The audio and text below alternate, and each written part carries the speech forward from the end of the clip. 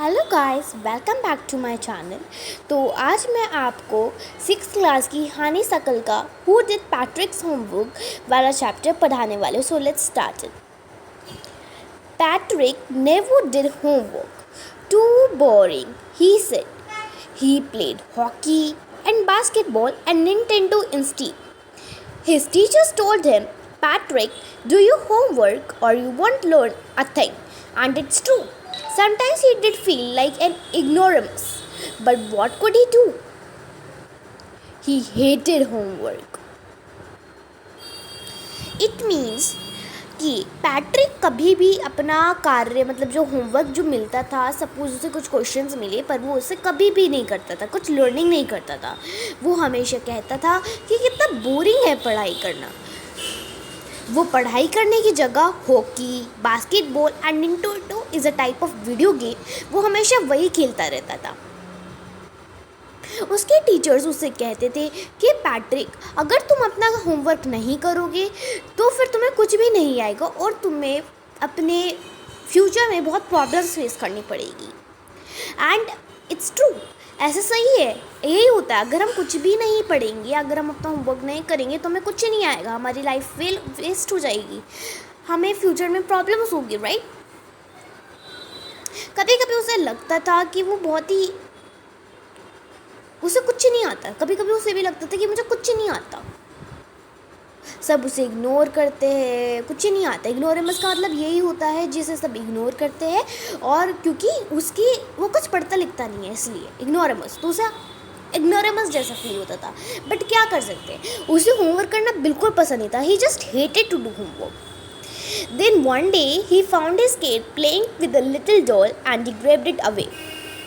एक दिन उसके पास ना एक बिल्ली थी, उसके पेट थी वो। तो फिर उसे देखा कि वो एक छोटी सी डोल से खेल रही थी और उसने उसे छीन लिया। To he surprise it wasn't a doll at all. जब उसने अपनी बिल्ली से उस डोल को छीना तो पता लगा कि वो बहुत ही छोटे साइज का, एक मैन कहते हैं ना बोना टाइप, तो वो एक बोना था। He had a little wool shirt with old-fashioned breeches and a high tall hat, much like a witch. उसके पास एक छोटी सी वूल, मतलब उसने एक छोटी सी, जो उसका साइज़ छोटा था तो उसके पास भी एक छोटी सी वूल की शर्ट थी और वो काफ़ी ओल्ड फैशन लग रही थी शर्ट, वो काफ़ी ओल्ड फैशन थी। और उसके पास बहुत ही लंबी सी हैट थी और वो हैट एकदम विच के पास जैसी हैट होती है, जैसे जादूगरनियों के पास जो हैट होती है ना, एकदम उस हैट की तरह दिख रहा था। ही येल्ड सेव मी, उससे चिल्लाया कि कोई मुझे बचाओ। क्यों? क्योंकि कैट ने उसे ऐसे घसीट रखा था और जैसे उसने बॉय ने उसे इतना टाइटली पकड़ रखा था कि उसे घुटन महसूस हो रही थी। तो उसने बोला, save me, don't give me back to that cat, मुझे उस कैट के पास वापस मत देना। वो मुझे इतनी ज़ोर से कस रही थी कि मुझे बहुत पेन हुआ, pained lot. I will grant you a wish, I promise you that, अगर तुम मुझे उस कैट को वापस नहीं करोगे और उस कैट से अपने पास ही रखोगे तो मैं तुमसे प्रॉमिस करता हूँ कि मैं तुम्हारी कोई भी एक विश पूरी करूँगा। Patrick wouldn't believe how lucky he was. Patrick को विश्वास नहीं हुआ कि कितना लकी था। उसे किसी भी फ्रेंड को कभी कुछ ऐसा टाइप बोना नहीं मिला था और नहीं उसने कभी सुना था, और ऊपर से बोना मिला तो मिला, उससे चांस मिला कि उससे कोई भी विश ग्रांट कर सकता है। So here was the answer to all of his problems. So he said, only if you do all my homework till the end of my semester, that's 35 days. If you do a good enough job, I could even get A's. तो फिर इधर उसकी सारी problems का समाधान था। क्यों? क्योंकि कोई भी एक विश पूरी करने को वो जादूगर मान गया था, वो ईव मान गया था। तो उसने बोला, मैं तभी तुम्हें उस कैट को वापस नहीं दूंगा और तभी बचाऊंगा उस कैट से अगर तुम मेरे सेमेस्टर पूरा सेशन ख़त्म नहीं हो जाता अगर मेरा होमवर्क करोगे। अगर तुमने अच्छे से काम करा तो मुझे एज मार्क भी मिल सकता है। The little man's face wrinkled like a dish cloth thrown in the hamper. Dish cloth होता है एक क्लॉथ जो कि हम डिशेस को वॉश जब हम करते हैं तो उसे ड्राई करने के लिए या फिर वॉश करने के लिए हम उस क्लॉथ का यूज़ करते हैं। डिशेस मीन्स आप plates, utensils. Thrown in the hamper, hamper होता है एक बास्केट जिसमें एक ढक्कन, उसकी एक लिड होती है, वो होता है हमारा hamper, like a gift hamper, you know. तो फिर उस लिटिल मैन का फेस पे ना मतलब ऐसी दाढ़ी मतलब कुछ रिंकल हो गया, जैसे एक कपड़े में होता है जब हम किसी कपड़े को हैम्पर पे के अराउंड बांधते हैं तो जैसे उसमें जो लाइंस वगैरह क्रिएट हो जाती है ना, वैसे ही उस लिटिल मैन के फेस पे रिंकल्स क्रिएट हो गई। ये बात सुन के he kicked his legs and doubled his feet and he grimaced and scolded and posed his lips. Oh, I am cursed, but I will do it.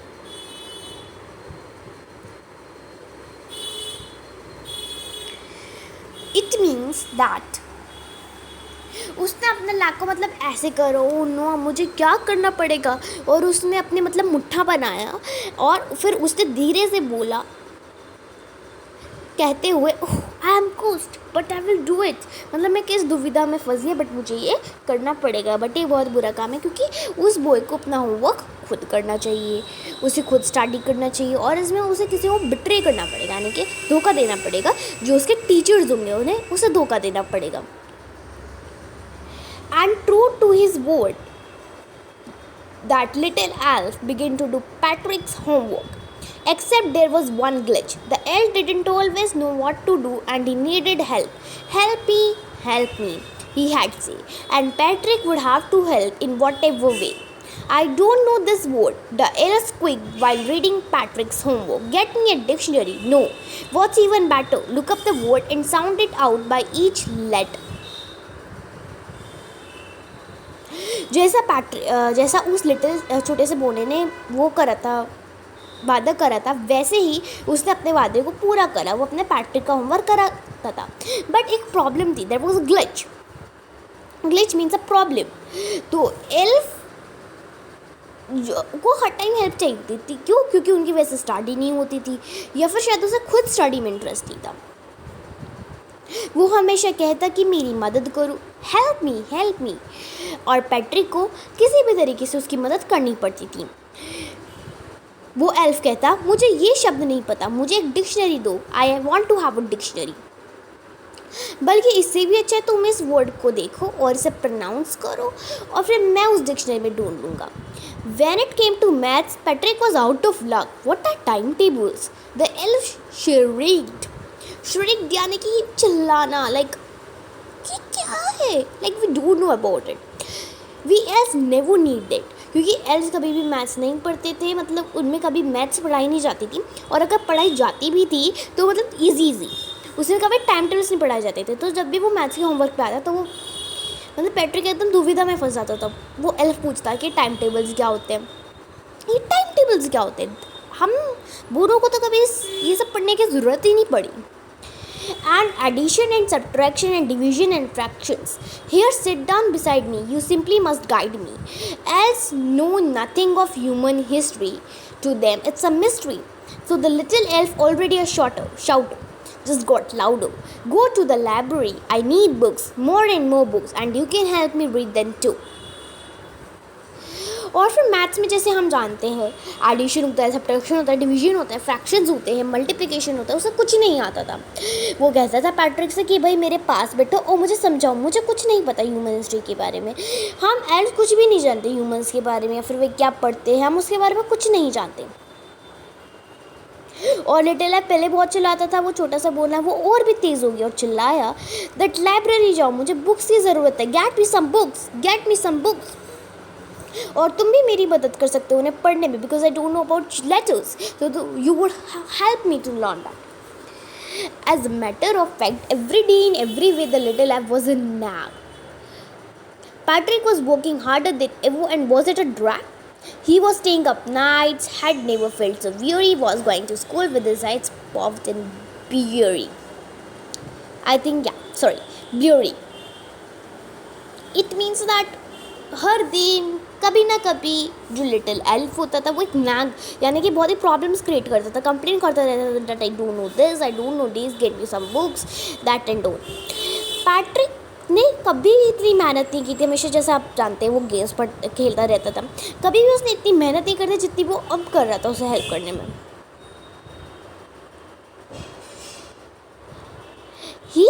वो रात भर जगा रहता और कभी भी वो थका फील नहीं करता था। वो स्कूल जाता और उसकी जो आईज़ होती थी वो puffed and glary. It means that वो चमकी होती थी या फिर उसे मतलब उसे थोड़ी थोड़ी नींद सी आ रही होती थी। Finally the last day of school right, मतलब सेमेस्टर का एंड आया, लास्ट डे था वो स्कूल का, and elf was free to go, क्योंकि उसे कब तक रुकना था, उस वाले सेशन के लास्ट तक। तो अब एल्फ फ्री था, वो वापस जा सकता था अपने वर्ल्ड में, अपने एल्स वर्ल्ड में। As for the homework there was no more, so he quietly and slightly slipped out the back door. तो वो छुपके से बैक डोर के थ्रू बाहर निकल गया। Patrick got his A's, Patrick को ए मिला और उसके क्लासमेट्स एकदम सरप्राइज है that how he could got A's. His teacher smiled and वो फुल ऑफ प्रेज। उसके टीचर ने स्माइल करा और वो उसकी तारीफ करते थके नहीं। एंड हिज पेरेंट्स, उसके जो पेरेंट्स थे वो तो एकदम बहुत खुश होते थे। They wanted what had happen to Patrick. He was now the model kid, cleaned his room, did his course, was cheerful, never like he had developed a whole new attitude. उसमें पूरा एक नया एटीट्यूड सा आ गया था, एकदम पूरा नया एटीट्यूड। वो खुद अपने रूम क्लीन करता, अपने सारे काम करता, लाइक अपना खाना वगैरह बना लेता था। वो बहुत ही खुश रहता था, ज़्यादा रूड नहीं होता था किसी से बात करते वक्त। लाइक उसमें ना एक पूरा सा एक न्यू एटीट्यूड डेवलप कर लिया जैसे। Now you see in the art, Patrick still thought he had met the teeny man to do all his homework, but I will share a secret just between you and me. It wasn't the elf, Patrick had teenage himself. See, Patrick क्या सोचता था? Patrick ये सोचता रहा कि उसका तो सारा काम उस छोटे से बोने ने किया था, उस एल्फ ने किया था, उस टाइनी मैन ने किया था, but actually the matter is this, सारा काम पैट्रिक ने खुद किया था, एल्फ को कुछ नहीं आता था। पैट्रिक रात भर जागता था, वही उसकी हेल्प करता था। मेनली उसने ही अपना खुद होमवर्क करा, खुद उसने अपने एग्ज़ाम्स दिए, और जो उसके जो एज ग्रेड है वो उसके हार्डवर्क की वजह से थे। And the author of the story is Carol Moore. Thank you for watching this video whole. I hope you understood each and everything that I explained to you in this video. Hope we will meet soon in our next video. Thank you.